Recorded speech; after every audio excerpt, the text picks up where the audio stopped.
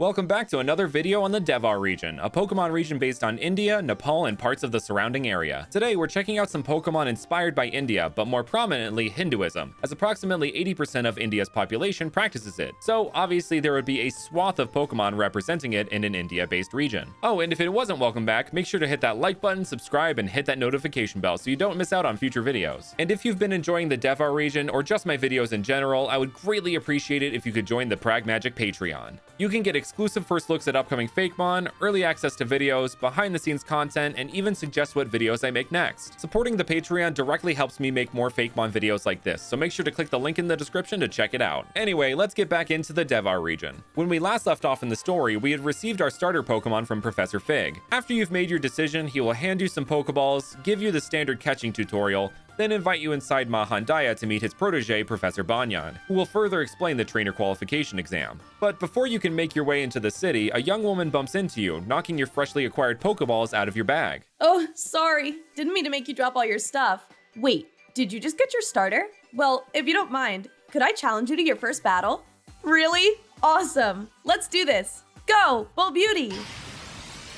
Meet Bulbeauty, a pure grass type who I worked with Fungus Fakemon to create. This is the de facto grass type of the region, a la Smoliv or Bounceweed. Just a cute little plant Pokemon based on the buds of lotus flowers. Lotuses are a sacred flower in both Hinduism and Buddhism, representing spiritual awakening and enlightenment. It is also the national flower of India and is prominently featured in Hindu, Buddhist, Sikh, and Jain art. For real, these flowers were everywhere I looked when researching India. So naturally, it had to be the main grass Pokemon of Devhar. Or should I say Devhar for those who wanted me to pronounce it in a more traditional way. At least I hope I pronounced it right. I will pronounce it Devhar for these videos just to keep consistency, and that's most likely how the American audience would pronounce it anyway, but you can feel free to pronounce it either way. Back to Bulbeauty though. At level 22, it evolves into Padmaya, a grass fairy type. Here you go, degenerates, your grass waifu of the region. Padmaya is based on the Hindu goddess Lakshmi, a goddess of fortune, beauty, fertility, and prosperity, which I felt fit the fairy type. Lakshmi is also the goddess of Maya, meaning illusion or magic, which is where Padmaya gets part of its name. The other half comes from Padma, which is Sanskrit for lotus, or Padmasana, which is the lotus position, a very famous meditation pose. Lakshmi is often seen in this position or standing on a lotus throne. As you can see, Padmaya is on their own lotus throne that is incorporated into their sari-like leaf dress. But more prominently, their head has a giant lotus sitting on top of it, like a literal flower crown, which flower crowns themselves in many cultures are associated with love, fertility, and status, just like Lakshmi. She is mostly associated with the pink lotus and pink in general, which ties wonderfully into the pink-loaded fairy type. So with the fairy type acting as a pseudo-light type in Pokemon, all signs pointed toward Padmaya's type combo. After defeating Bulbeauty, the girl will send out her next Pokemon, Cupid. Cupid is a pure fairy type who I worked with PokeJamon to bring to life. As you can tell from its name and design, it is clearly inspired by the Roman god of love, Cupid. Where Hinduism comes in is that coincidentally, the Hindu god of love, Kama, also has a bow which he uses to shoot people with flowery love arrows. Kama is most notably featured in a legend where he tries to shoot a meditating Shiva with one of his love arrows. The god of destruction's retort to this act is using his third eye to completely incinerate Kama. Love hurts, I guess. Anyway, the hue aspect of Cupid's name comes from the internationally famous festival of colors, Holi, which actually just took place at the beginning of this month. Holi is a festival of love, spring, and the triumph of good over evil. The love aspect of Holi stems from celebrating the Hindu deities Krishna and Radha falling in love. A very quick summary of the tale is that Krishna, who was darker-skinned, was afraid the fair-skinned Radha wouldn't like him. His mother advised him to go to Radha and ask her to color his face any color she wanted. So she did, and they became a couple. And thus the color-throwing aspect of Holi. So I combined all these elements and made Cupid, which is a little color fairy that fires pigmented goop arrows at unsuspecting people, making them fall in love. At level 30, Cupid evolves into Chromantic. Upon evolution, this Pokemon gains the additional inspiration of another very famous bow wielder, Rama, an avatar of the god of preservation, Vishnu, who has an entire epic dedicated to his legends titled the Ramayana. The Ramayana is one of the foremost pieces of Indian literature, and Rama is one of the most recognized characters. Chromantic's rainbow light arrow of love refers to the most powerful weapon in Rama's arsenal, and one of the most powerful in all of Hinduism, the Brahmastra, a fiery arrow capable of the utter destruction of any any and all nature around where it lands. Bows are very integral to the story of Rama, with it being his main weapon, and the contest of stringing Shiva's bow leading to the marriage of the love of his life, Sita. So a love bow and arrow ties perfectly as a reference to him. PragMagik also adds in some more bird-like features, like a pink beak pattern that in combination with its eyes form a heart. This refers to ring rose parakeets, which Kama uses as a mount, which are symbols of love in their own right. Upon defeating Cupid, you will have won your first Pokemon battle. That was so fun! I'm Parina. I'm actually exploring some of the folktales and legends from around the region, and I could use a talented upstart like you. Let me know if you're interested. With your first Pokemon battle under your belt, it's time to head into the capital of Devhar, Mahandaya. This bustling hub of trainer and Pokemon alike is filled to the brim with new things to explore, such as boutiques where you can customize your clothing, shops where you can stock up on supplies, and restaurants where you can eat delicious Indian-inspired foods and even learn to cook that food yourself. But we will leave that gimmick for a future video, as we have a Pokemon trainer seminar to get to. You managed to see Professor Banyan up on stage in the central plaza with several trainer examinees around him, with a lavishly dressed one towards the front of the crowd. The seminar begins. Hello, my young trainer hopefuls. I am here today to explain the rules of the trainer qualification exam. As you may well know, becoming a trainer in Devhar takes a lot more effort, but means a lot more as well. Trainership grants you special privileges such as free access to Pokemon centers, upgraded Pokeballs, and the money earned from battling registered trainers. To pass the trainer qualification exam, you must defeat 4 Devhar League gym leaders and complete their challenges. You may challenge any gym leader you would like in any order. They will accommodate your skill level according to how many gyms you have completed thus far. You will be given a provisional license so you can freely explore the region and its amenities, but exploitation of this will lead to disqualification from the exam. Speaking of, you will be disqualified from the test if you are found to be cheating, abusing the privilege of your license, or attempting to steal another person's Pokemon. You will fail this test if you are defeated in battle during an official gym challenge. You are only permitted to take the trainer qualification exam once and once only. If you fail, there are no do-overs. With that, you are all ready to go off on your journey to hopefully become a trainer. Best of luck, and may Lysurga guide your path. Well, that was a bit heavy. To explain from an in-game side of things, if you failed the exam, just like normal, you would go to the Pokemon Center you were last at. But instead of healing your Pokemon, it would just reset the story up until the point you were at before challenging the gym. Anyway, as the crowd starts to dissipate, you hear a voice splitting through the crowd. Get out of my way! A rather pompous-looking young man makes eye contact with you. What are you looking at? You want a battle, kid? Just know that I'm going to ace this exam. I'm Kumar, but you probably already knew that. My brother is the king and gym leader of Zingati, so I'm destined to win. Anyway, let's start this battle. Go, Hanger! Here is Hanger, a flying-type monkey Pokemon that I made with PokeJamon. It is based on Gray Langurs, which are also called Hanuman Langurs.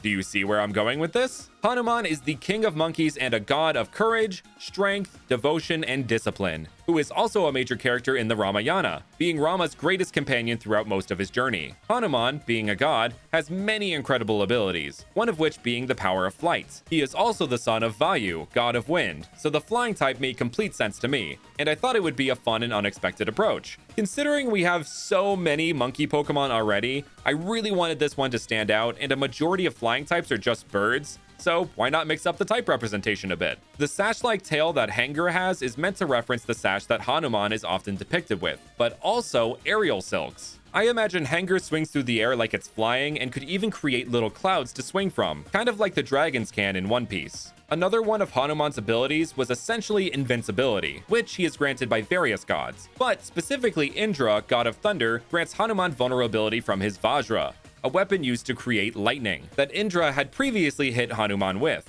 This part of Hanuman's abilities would be referenced in Hanger having an ability like Lightning Rod. Hanger's name comes from Hang and Langer, but also has Hanuman in there. And when put together, it kind of sounds like hanger, as in something that hangs. At level 27, Hanger evolves into Wrestlanger, a flying fighting type. With Hanuman being a god of strength and discipline, naturally Indian wrestling would have him be their patron god, which is what Wrestlanger refers to. There are many forms of wrestling in India, and it is considered one of India's oldest sports, so I wanted that aspect to be highlighted with Wrestlanger. The pattern on its fur is meant to reflect a wrestling singlet, and its tail has been wrapped up around its waist, which is reminiscent of the loincloths wrestlers used to wear. Also, Saiyans from Dragon Ball Z. With how acrobatic monkeys can be, I think wrestling a monkey like this would be a very difficult feat. You may have also noticed with both Hengar and Restlanger that they have these bumps on their head. This not only refers to Grey Langurs who do have these kind of bumps, but when Indra struck Hanuman with his Vajra, Hanuman landed disfigured from the strike. So this is a small reference to that. Also, there's the classic song, "Two little monkeys jumping on the bed. One fell off and bumped his head." And you bumped Kumar's monkey on the head. So what? You beat my Hengar. Well, here is my real ace. Go, scrap up! Well, would you looky there? This may be a familiar face to those who watched my dog Pokemon of every type video. Scrap Up was in fact a tease for Devhar before you all knew it existed. Kind of like Game Freak does in their games. Nevertheless, for those unfamiliar, this is Scrap Up, a pure fighting type that I worked with PragMagik to create. Scrap Up is inspired by the Indian pariah dog, which is native to the Indian subcontinent. Scrap Up's fighting typing comes from the fact that Indian pariah dogs can be scrappy wild street dogs, but also when domesticated can be trained as police or guard dogs. Scrap Up are little tricksters that love to battle and cause trouble. They will start fights with two separate Pokemon, but ultimately trick them into battling each other, only to take out the weakened winner of that battle. To evolve Scrap Up, it must use the move Bite 20 times. Once completed, it will evolve into a Mongrel, a fighting dark type. A mongrel is additionally inspired by the dhole, also known as the Asiatic or Indian wild dog. Its dark typing comes from the dhole's nickname of the devil dog or the red devil, which is displayed in its horn-like ears and spiked tail. One thing I didn't mention before is that a mongrel is also inspired by the Hindu god of death, Yama, who has two four-eyed dogs named Sharvara and Shyama that guard the entrance to his kingdom, which ties back into the Indian pariah dog being used as a guard dog. Sounds like a certain three-headed Greek doggo I know of. A mongrel's name comes from a Mongol, which means bad luck, vile, or loathsome in Hindi, and mongrel, which is a dog of no discernible type or breed, which Indian pariah dogs are usually a mix of breeds, with purebreds being very rare to find. After defeating Scrap Up, whatever, that battle doesn't even count. Let's just see if you can keep up to me while I pass this exam with royal colors. It's flying colors, bud. Moving on from your second battle, you are finally free to explore the Devhar region as you like. You can head out of the north, south, or east exits to begin your adventure. The world is your oyster. To pass your exam, you can try to take on 4 of the 12 gyms in Devhar. Like Banyan said, they do level scale. Or maybe see what Purina was on about with those legends, perhaps encountering some extra powerful Pokemon along the way. On your way to leave the city, you come upon what looks to be some sort of scuffle. It looks like some trainer examinees are being harassed by some strangely dressed people. Hey kid, are you taking the TQE? Not anymore, you're not. Give me your Pokemon. We are shutting down this exam in the name of Team Fate. You step in the way to defend your peers. Huh? Oh, this little brat thinks he can stop us? What a joke. All right, punk, let's see what you've got. Go, Garrock. Meet Garrock, a pure rock type, also done by PragMagik. This Pokemon is a bit of a twist on the rock monster trope present in some Pokemon generations, i.e. Geodude, Roggenrola, and Roly-Poly. Garrock is based on the Gharial, an incredibly long and thin-snouted crocodilian native to northern India. But why the rock type?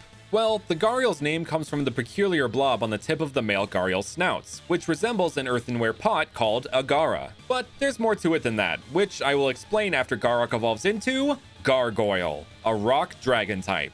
So, where the rock typing really comes in is with the Gharial's connection to the mythological creature, the Makara, the mount of the river goddess Ganja, a creature with the long trunk and head of an elephant and the body of a snake or fish. Well, that certainly sounds like a Gharial to me, and whoever made the Sanskrit word for crocodile, Makara, tends to agree. Though there is some debate on if it was actually the Ganges river dolphin instead, which is also a good candidate. But how do we go from water beast to rock type? Well, that's where Gargoyle's name comes in. Makara are considered guardians of gateways or entrances, so many Hindu and Buddhist temples will have them appearing as gargoyles. Gargoyle also has some more European gargoyle elements incorporated to help sell the name a bit more and to tie these two concepts together. After you defeat the Team Fate Grunt's Garrock, beginner's luck. Fine, we're out of here, but we'll be back. And I'll be back with another Devhar video next month, so I'll see you guys next time.